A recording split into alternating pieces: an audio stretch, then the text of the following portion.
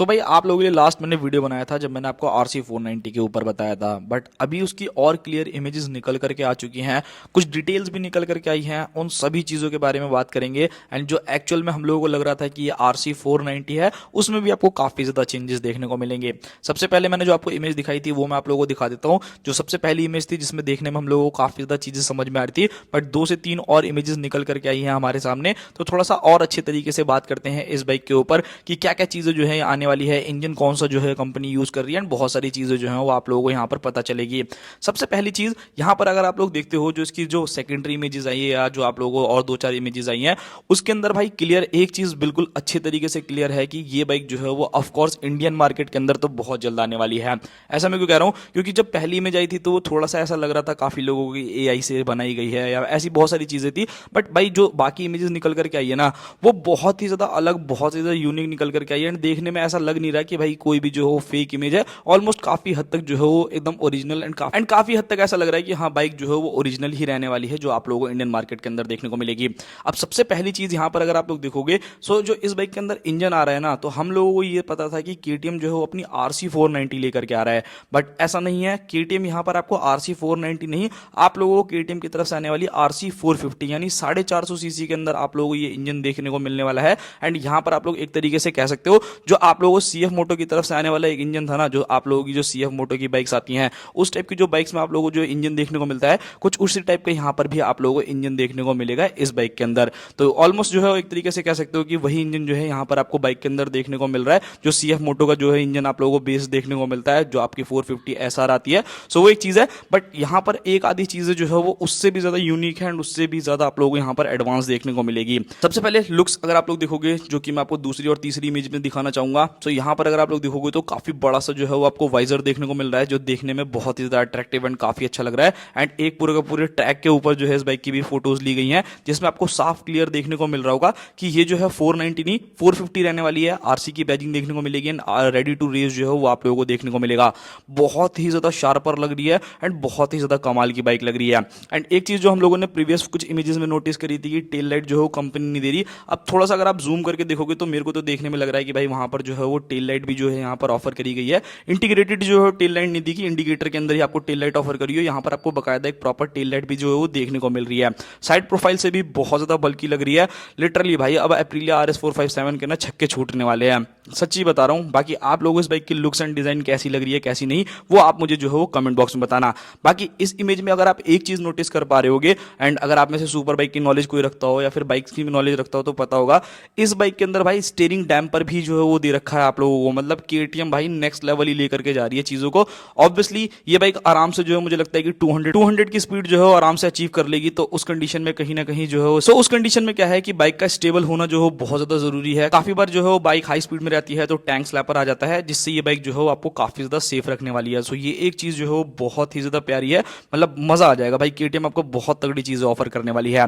अब बात करते हैं इस बाइक की बाकी चीज़ों के बारे में। सो CF मोटो की अगर आप लोग बाइक को देखते हो, जो आपको CF मोटो की 450 SR आती है, वो बेसिकली जो वेट करती है ना, वो लगभग आप लोगों को वेट करती है 171 kg, मतलब 171 किलो की जो है वो बाइक है। बट KTM जो है इसको उससे भी लाइटर बना रहा है, मतलब इतने सारे फीचर्स देने के बाद भी लगभग 3 किलो जो है वो कम रहने वाली है। यानी ऑलमोस्ट आप लोग मान करके चलो कि 168 kg जितनी आपकी ड्यूक की आती है ना, शायद ड्यूक मेरे को लगता है कि जो 390 आती है वो 168 kg के अराउंड ही वेट करती है। 163 एग्जैक्टली याद नहीं है मेरे को, तो वो देख लेना। सो भाई मुझे लगता है कि बहुत ही ज़्यादा हल्की रहने वाली है, मतलब पावर टू वेट रेशियो जिसे कहते हैं ना एकदम किलिंग, कुछ उस टाइप का आप लोगों को यहाँ पर चीज़ जो है वो मिलेगा।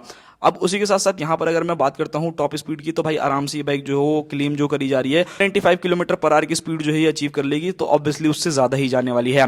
यहाँ पर KTM ने क्या किया है, KTM ने इस इंजन के अंदर क्या किया है कि जो आपकी CF मोटो में यही इंजन आता है, उसके अंदर जो पावर आती है उससे लगभग 5 bhp जो है वो आपको ज़्यादा देखने को मिलेगा। मतलब आप आराम से मान करके चलो कि 55 bhp तक का जो है वो पावर ये आराम से निकाल करके देने वाली है। एंड टॉर्क अभी कंफर्म नहीं है कि कितना है, बट मेरा अंदाजा जो है वो लगभग 45 से 48 न्यूटन मीटर तक का टॉर्क जो है जनरेट कर देगी। बाकी बाकी देखते हैं कि कम ज्यादा भी हो सकता है। 6 स्पीड का गियर बॉक्स आने वाला है। लुक्स एंड डिजाइन केटीएम ने अपनी देने के लिए भाई यहाँ पर सारी चीजें चेंज करी है। विंगलेट जो है वो ऑफर करी है, स्प्लिट सीट्स आप लोगों को मिलती है एंड बड़ा सा फ्यूल टैंक जो है वो आप लोगों को मिलेगा। टीएफटी डिस्प्ले आप लोगों को मिल जाएगी। सो मुझे लगता है कि किसी भी चीज की कमी जो है ऑफकोर्स नहीं छोड़ी है, मतलब स्टीयरिंग डैम्पर जैसी चीजें दे रही है। मुझे लगता है एप्रिलिया RS457 शायद ऑफर नहीं करती ये चीज, तो ये कहीं ना कहीं एप्रिलिया RS457 को काफी तगड़ा कंपटीशन देगी। बाकी यहाँ पर अगर आप फीचर्स देखोगे तो देखो कुछ कुछ इमेजेस में अगर आप चेकआउट करोगे ना तो आपको देखने में ही पता चल रहा होगा। एडजस्टेबल लीवर्स आप लोगों को मिल रहे हैं, क्रूज कंट्रोल भी आप लोगों को मिल जाएगा, हैजार्ड लाइट जो है वो आप लोगों को बाइक के अंदर मिलेगा, स्लीपर क्लच, राइडिंग मोड्स, उसी के साथ साथ throttle by wire, traction control, cornering, ABS, cruise control, मतलब ऐसे किसी भी फीचर की कमी जो है वो ऑफ कोर्स बिल्कुल भी नहीं छोड़ी जाएगी। मतलब काफी लोगों को लग रहा था ये 490 सीसी की है बट ये 450 सीसी है, ये चीज कंफर्म है भाई। जितनी तीनों इमेज देखोगे ना तो तीनों में आपको 450 ही लिखा हुआ देखने को मिलेगा, कहीं पे भी आपको 490 जो है वो मेंशन नहीं मिलेगा, तो वो एक चीज रहने वाली है। बाकी अब बात करते हैं इस बाइक के टायर, सस्पेंशन, ब्रेकिंग सिस्टम के बारे में कि यहाँ पर आपको कोई चेंजेस मिलेगा। सो यहाँ पर देखो कंपनी ने ना जो आपकी CF मोटो आती है उससे थोड़े ज्यादा फीचर्स यहाँ पर ऑफर किए हैं। यहाँ पर आपको 43 mm का फुल्ली एडजस्टेबल सस्पेंशन आप लोगों को फ्रंट में मिलता है जो कि बहुत ही ज्यादा कमाल का रहेगा।